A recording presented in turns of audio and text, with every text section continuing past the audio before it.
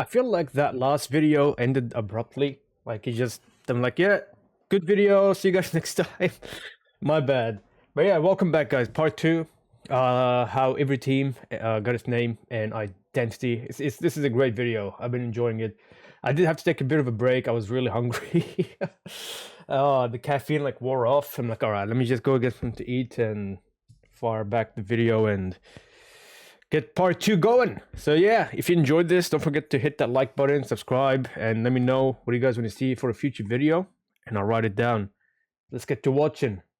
So yeah, nothing happened until teams added, 1960. 1960, however, was a pivotal year. The Chicago Cardinals moved to St. Louis, and we saw the birth of America's team.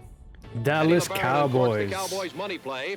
Frank Clark gathers in the long rollout pass, and in the race to the goal line, Frank's an easy winner. The Cowboys originally were going to be nicknamed the Steers, but their GM, Texas E. Schramm, decided having a castrated bovine as a mascot might lead to some unwanted ridicule. So they shifted gears and were leaning towards Rangers instead. But because there was already a local minor league baseball team with that name, Schramm settled on Cowboys, and the rest is history. There we go. Even bigger than the Cowboys joining the fold was the emergence of the American Football League.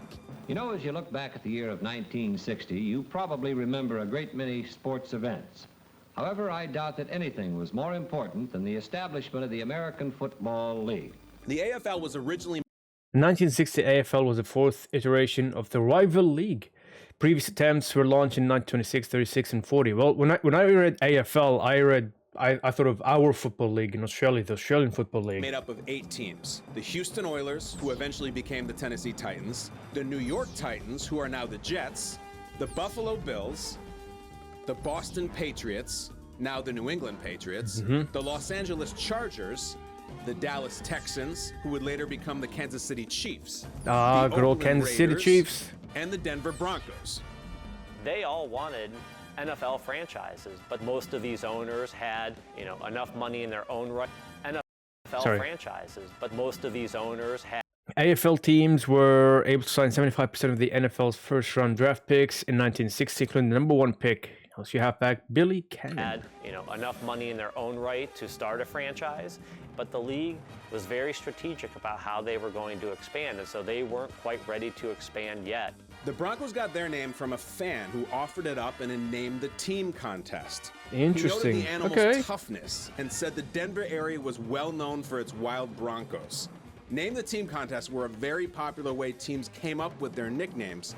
They were so popular, in fact, it's how the LA Chargers came up with theirs. Oh, Kemp this time, passing to Norton, and it's good for a touchdown. Team owner Baron Hilton reportedly liked the name so much, he didn't open another letter after coming across what turned out to be the winning submission.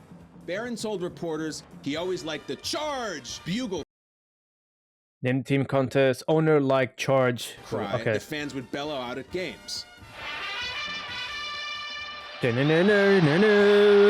Buffalo had a team in the All-America Football Conference years before they went by the Bills. The Bills' nickname was a reference to Buffalo Bill Cody. When owner Ralph Wilson bought the team, he held a contest and picked Bills out of respect to the city's defunct AAFC team. Fast action, skill, and precision teamwork bring spectacular thrills to the fans. Professional football at its exciting best. 74 fans voted for Patriots in their naming contest, connecting them to the men who originally fought to establish the United States as a country.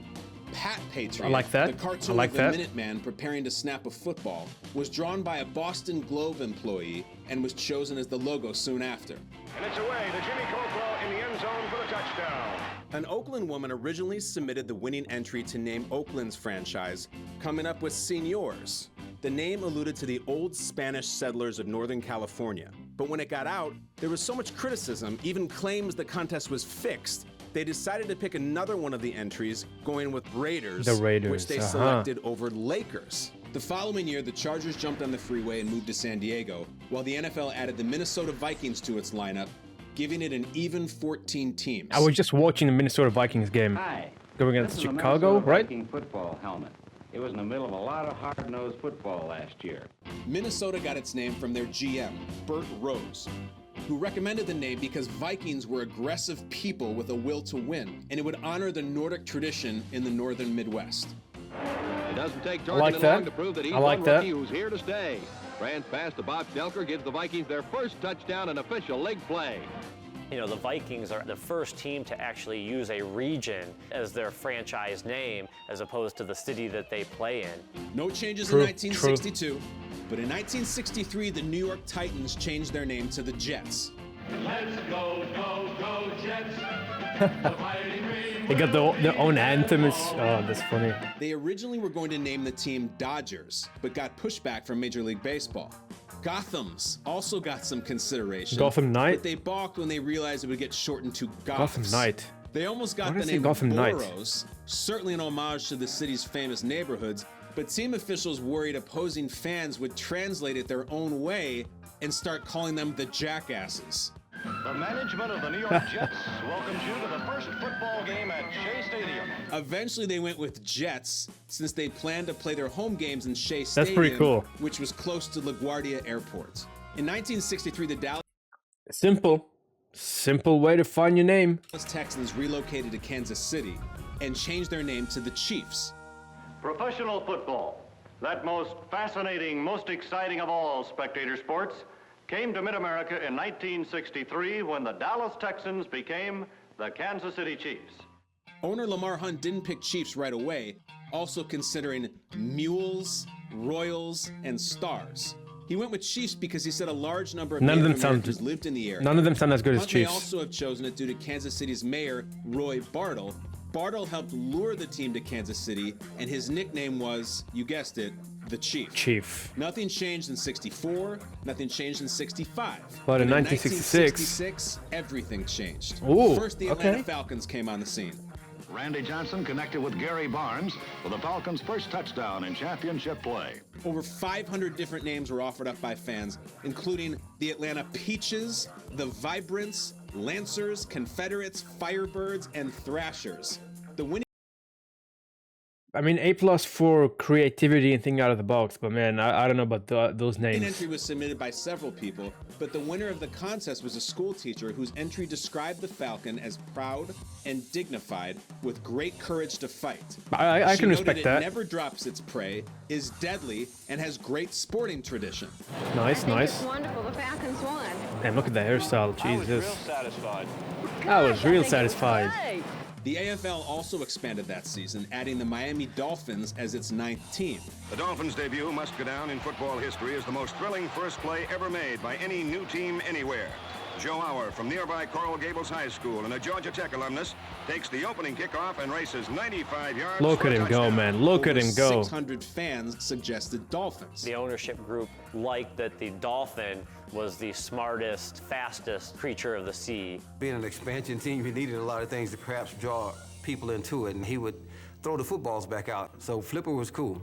But the biggest shift to take place that year Can't believe came they in actually got a season dolphin. Yeah, I get that starting line up here, get a program, football line up here. when the NFL The first Super Bowl was known as the AFL NFL Championship Game. It was officially dubbed the Super Bowl in 1968.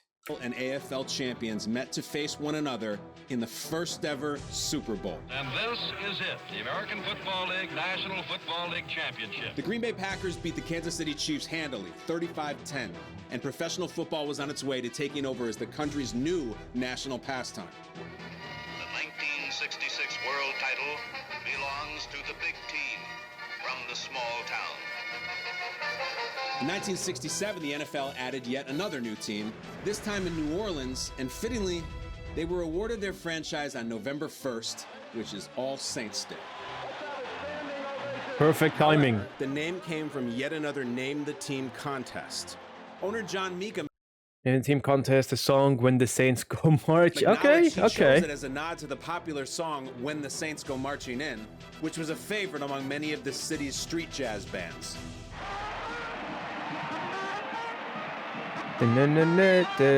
It was the AFL's turn to grow in 1968, which is when they added the Cincinnati Bengals. Down by 8 points with 1 minute and 54 seconds left in the game, Dewey Warren hit Bob Trumpy for a touchdown. Team owner and general manager Paul Brown chose Bengals to honor a football team that played in Cincy from 1937 to 1941. He So there's chose some the history nickname to over it. the fans' most popular suggestion, the Buckeyes.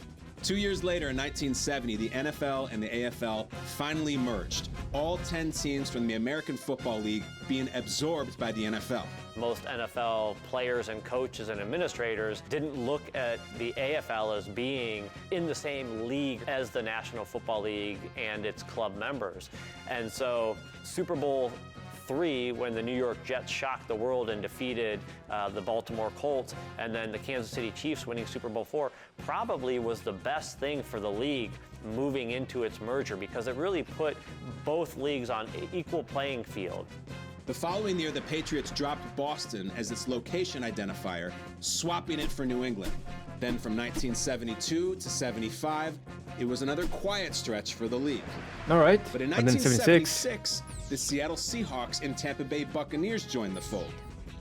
A panel of sports writers, along with Tampa Bay owner Hugh Culverson, chose Buccaneers from the original list of more than 400 as a nod to the pirates who raided Florida's coastline in the 17th century. Seattle, meantime, received more than 1,700 unique suggestions. I want to including catch. the Seattle Skippers, Nah. the Pioneers, the Lumberjacks, and the Seattle Seagulls. Seattle GM John Thompson said they went with Seahawks because it suggests aggressiveness, reflects our soaring Northwest heritage, and wasn't being used by any other major league teams. Fair the enough. NFL landscape then went unchanged until 1982, and that's when the Raiders moved south to Los Angeles. In 1984, the Baltimore Colts packed up and moved to Indianapolis. 4 years later, in '88, the Cardinals were on the move again, heading west to Arizona, initially going by the Phoenix Cardinals. In 1994, though, they went statewide, changing their name to the Arizona Cardinals. Then in 1995, the Rams took the Cardinals' place in St. Louis, and the Raiders went back to Oakland, leaving LA with no NFL teams. Damn. It was also time for expansion once again. The Carolina Panthers and Jacksonville Jaguars becoming franchises. The Jaguars play their first NFL game against the Houston Oilers. The Jaguars were the result of another fan contest. Surprisingly, the initial concept for their logo on their helmet was very similar to the car Jaguar logo. However, shortly after, a cease and desist letter was sent by the Jaguar car company. They had to change it up, huh? They decided to go with a different style logo. The home opener for the expansion Carolina Panthers. Carolina ownership chose Panthers because they believed it symbolized what an NFL team should be: powerful, sleek, and strong. For the Panthers, All right. the wait is I like that. finally over I as like they that make sort their of home debut thinking. today. And there's one thing on their minds: Carolina. In 1996, the Cleveland Browns were moved to Baltimore. However, the Ravens would be considered a new franchise, with the Browns essentially suspending operations, keeping their colors, records, and history. A record crowd expected in Baltimore. Yeah, as look the at all these NFL people, man. returns That's to this city crazy. For the first time since 1983. Baltimore owner Art Modell attempted and failed to buy the Colts nickname back from the franchise that left Baltimore for Indy in 1984. So once again, a Name the Team contest was held. Ravens beat out the Marauders and the Americans, and was a nod to Baltimore native Edgar Allan Poe's famous poem titled The Raven. Never heard of that one. 1997 Hey, saw that's the when I was Houston born. Oilers pack up and move to Tennessee, though they initially kept the name Oilers. They changed it to Titans in 1999. Their naming contest produced options like the Tennessee Tornadoes, the Copperheads, the Nah. South Stars, Yeah. and the Wranglers, among others. Nah. Owner Bud Adams chose Titans because it reflected strength, leadership, and other heroic qualities. Good choice. That same Good year choice. saw the return of the Browns, who picked up right where they left off after missing the previous 2 seasons. Then in 2002, the Houston Texans were added, filling out the current 32-team league as we know it today. Reliance Stadium, 60. We got the Cowboys and the Texans, huh? When the Oilers left, are here tonight for their new team, the Texans. The Texans became the 6th professional football team to use the name, owner Bob McNair choosing it over Apollos and Stallions. The Texans logo, by the way, is the only one of the 32 teams that has never been tinkered with. For the next 10 plus years, it was nothing but teams altering their logos. Most of the changes pretty minor in nature.